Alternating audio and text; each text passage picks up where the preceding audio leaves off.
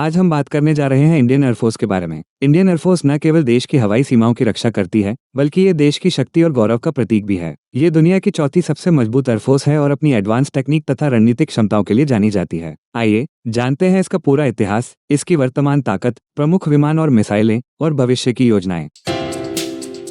Indian air force की स्थापना 8 अक्टूबर 1932 को हुई थी। उस समय इसे रॉयल इंडियन एयरफोर्स के नाम से जाना जाता था, क्योंकि तब भारत अंग्रेजों का गुलाम था और अंग्रेजों ने ही इंडियन एयरफोर्स का गठन अपने ब्रिटिश साम्राज्य की रक्षा के लिए किया था। दूसरे वर्ल्ड वॉर में इंडियन एयरफोर्स ने महत्वपूर्ण भूमिका निभाई थी, जिसके योगदान के लिए इसे 1945 में रॉयल उपाधि दी गई। 1947 में भारत अंग्रेजों से आजाद हो गया और 1950 में जब भारत गणतंत्र बना तो रॉयल इंडियन एयरफोर्स का नाम बदलकर भारतीय वायुसेना यानी इंडियन एयरफोर्स कर दिया गया। तब से आईएएफ भारत के हवाई क्षेत्र की सुरक्षा और राष्ट्रीय हितों की रक्षा में अहम भूमिका निभा रही है। इंडियन एयरफोर्स का हेडक्वार्टर नई दिल्ली में वायु भवन में स्थित है। इंडियन एयरफोर्स का आदर्श वाक्य नभः स्पृशः दीप्तम् है। ये संस्कृत भाषा में है, जिसका अर्थ है आकाश को छूने वाला प्रकाशमान या गौरव के साथ आकाश को छूना। इस ध्येय वाक्य को गीता के 11वें अध्याय से लिया गया है। इंडियन एयरफोर्स में अधिकारियों की रैंक संरचना बहुत सिस्टमेटिक होती है। इंडियन एयरफोर्स का सबसे बड़ा पद एयर चीफ मार्शल का होता है, जो एयरफोर्स का हेड होता है। इंडियन एयरफोर्स में किसी भी समय एक से अधिक सेवारत एयर चीफ मार्शल नहीं होते हैं। एयर चीफ मार्शल के बाद air marshal, air vice marshal, air commodore, group captain, wing commander, squadron leader, flight lieutenant और फ्लाइंग ऑफिसर जैसे पद आते हैं। नॉन कमीशन अधिकारियों में मास्टर वारंट ऑफिसर और जूनियर वारंट ऑफिसर शामिल हैं। ये संरचना सुनिश्चित करती है कि एयरफोर्स का संचालन सुचारू और प्रभावी ढंग से हो। एयरफोर्स को 5 ऑपरेशनल और 2 फंक्शनल कमांड में बांटा गया है। प्रत्येक कमांड का नेतृत्व एक एयर मार्शल करता है। फंक्शनल कमांड में सेंट्रल एयर कमांड का हेडक्वार्टर प्रयागराज, उत्तर प्रदेश में है। ईस्टर्न एयर कमांड का हेडक्वार्टर शिलोंग, मेघालय में है। साउदर्न एयर कमांड का हेडक्वार्टर तिरुवनंतपुरम, केरल में है। साउथ वेस्टर्न एयर कमांड का हेडक्वार्टर गांधीनगर, गुजरात में है। और वेस्टर्न एयर कमांड का हेडक्वार्टर नई दिल्ली में है। फंक्शनल कमांड में पहली ट्रेनिंग कमांड है, जिसका हेडक्वार्टर बेंगलुरु, कर्नाटक में है। यहाँ पर नए पायलटों और टेक्नीशियनों को ट्रेनिंग दी जाती है। दूसरी फंक्शनल कमांड मेंटेनेंस कमांड है, जिसका हेडक्वार्टर नागपुर, महाराष्ट्र में है। इंडियन एयरफोर्स में वर्तमान में लगभग 1,35,000 सैनिक हैं, जिनमें पायलट, ऑफिसर्स, टेक्नीशियन और अन्य कर्मचारी शामिल हैं। इंडियन एयरफोर्स दुनिया की चौथी सबसे बड़ी एयरफोर्स है। इसकी ताकत में न केवल विमान, बल्कि मिसाइलें, रडार सिस्टम और मानव रहित हवाई वाहन भी शामिल हैं। ग्लोबल फायर पावर की रैंकिंग के अनुसार दुनिया की सबसे ताकतवर एयरफोर्सेज में पहला स्थान अमेरिका का है, जिसके पास 13,000 से अधिक विमान हैं। दूसरे स्थान पर रशिया है, जिसके पास लगभग 4,000 विमान हैं। तीसरे स्थान पर चीन है, जिसके पास 3,200 विमान हैं। चौथे स्थान पर हमारी इंडियन एयरफोर्स है। यह एक गर्व की बात है कि भारत दुनिया की चौथी सबसे मजबूत एयरफोर्स पावर है। 5वें स्थान पर जापान, 6ठे पर दक्षिण कोरिया, 7वें पर पाकिस्तान, 8वें पर इजिप्ट और 9वें पर तुर्की की एयरफोर्स है। इंडियन एयरफोर्स के पास लगभग 1,500 से 1,645 विमान हैं, जिनमें लड़ाकू विमान, ट्रांसपोर्ट विमान, हेलीकॉप्टर और ट्रेनिंग एयरक्राफ्ट शामिल हैं। इंडियन एयरफोर्स के पास अलग अलग उद्देश्य के लिए तरह तरह की एडवांस टेक्नोलॉजी वाले विमान हैं। सुखोई Su-30 MKI ये रशिया में बना मल्टी रोल फाइटर जेट है, जो हवा से हवा और हवा से जमीन पर हमला करने में सक्षम है। इसे इंडियन एयरफोर्स का रीढ़ माना जाता है। इंडियन एयरफोर्स के पास इस विमान की लगभग 270 यूनिट्स हैं। इसकी रेंज लगभग 3,000 किलोमीटर है। इसमें एडवांस इलेक्ट्रॉनिक वॉरफेयर सिस्टम भी लगा है, जो दुश्मन के राडार और मिसाइल गाइडेंस को डिस्टर्ब कर सकता है।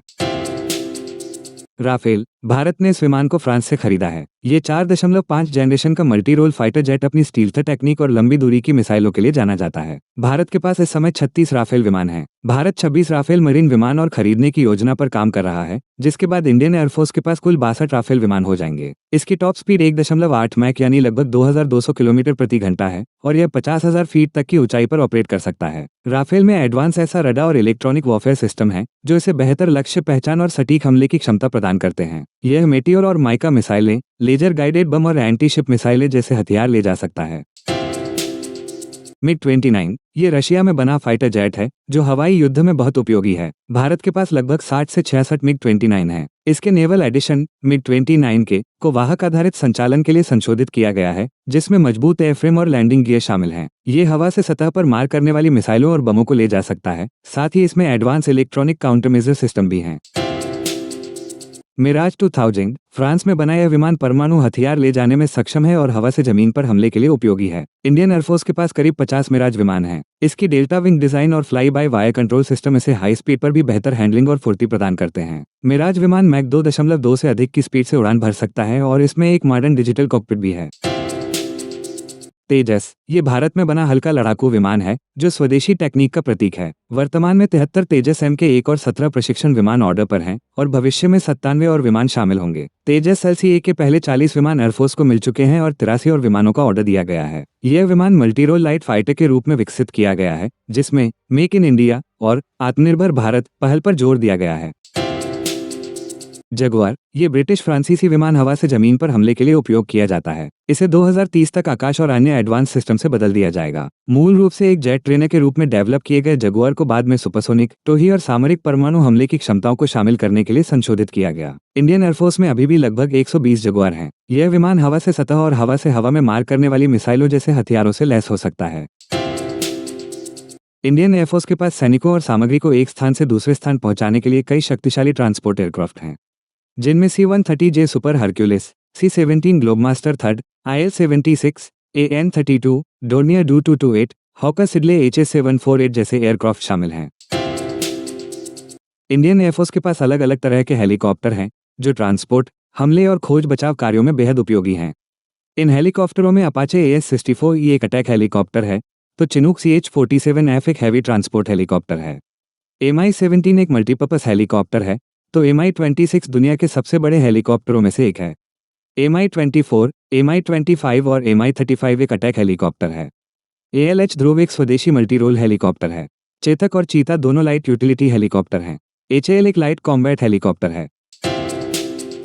एयरफोर्स के पास विमानों के अलावा कई एडवांस हथियार और उपकरण हैं। इनमें शामिल हैं स्पाइस 2000, यह एक सटीक गाइडेड बम है जो दुश्मन के ठिकानों को नष्ट करने में सक्षम है। ब्रह्मोस मिसाइल, ये भारत रशिया का जॉइंट वेंचर है। ये सुपरसोनिक क्रूज मिसाइल दुनिया की सबसे तेज क्रूज मिसाइल है और ध्वनि की स्पीड से 3 गुना तेज चलती है। ये 400 किलोमीटर तक की रेंज में सटीक हमला कर सकती है। आकाश मिसाइल सिस्टम, ये स्वदेशी सतह से हवा में मार करने वाली मिसाइल है जो 25 से 30 किलोमीटर की रेंज में दुश्मन के विमानों को नष्ट कर सकती है। स्पाइडर SR सिस्टम, यह इजरायल निर्मित मिसाइल सिस्टम है जिसमें पाइथन -5 और डर्बी मिसाइलें शामिल हैं। ये 50 किलोमीटर की रेंज और 16 किलोमीटर की ऊंचाई तक हमला कर सकता है। एंटी सैटेलाइट मिसाइल सिस्टम, ये भारत की एडवांस टेक्निक है जो अंतरिक्ष में दुश्मन के उपग्रहों को नष्ट करने में सक्षम है। अस्त्र मिसाइल, ये भारत की स्वदेशी एयर टू एयर मिसाइल है जिसकी रेंज 110 किलोमीटर है। अग्नि सीरीज, अग्नि 1 से अग्नि -5 तक की बैलिस्टिक मिसाइलें भारत की रक्षा क्षमता को मजबूत बनाती हैं, जिनमें विभिन्न रेंज और पेलोड क्षमताएं हैं। पृथ्वी सीरीज, ये कम दूरी की बैलिस्टिक मिसाइल है जो सटीक निशाना लगा सकती है।